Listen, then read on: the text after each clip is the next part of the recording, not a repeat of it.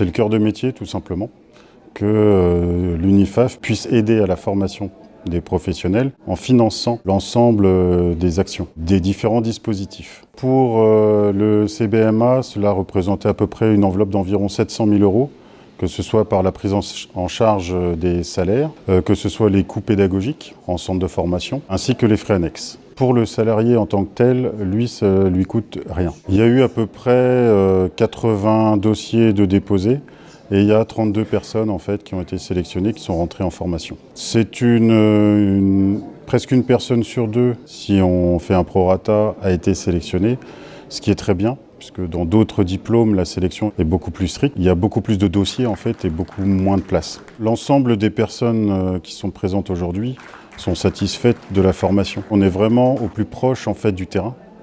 On est vraiment sur l'accompagnement, la communication auprès des travailleurs, la notion de travail en équipe, l'accompagnement par les projets personnalisés, la notion de production.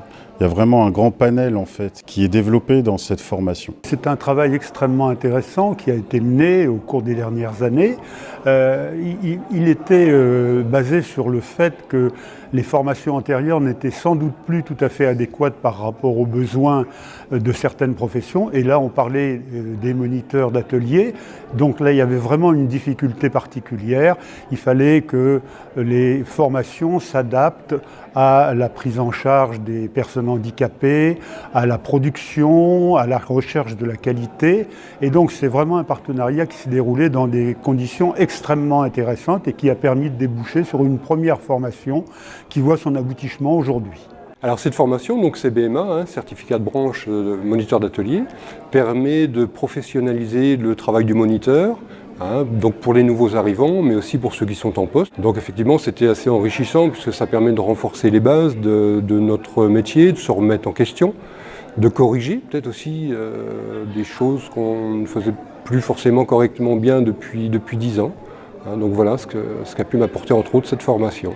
Il y a un moment où on se remet en question dans son travail, est-ce qu'on fait bien, est-ce qu'on n'est pas en train de s'endormir, est-ce qu'on n'aurait pas de nouvelles choses à apprendre.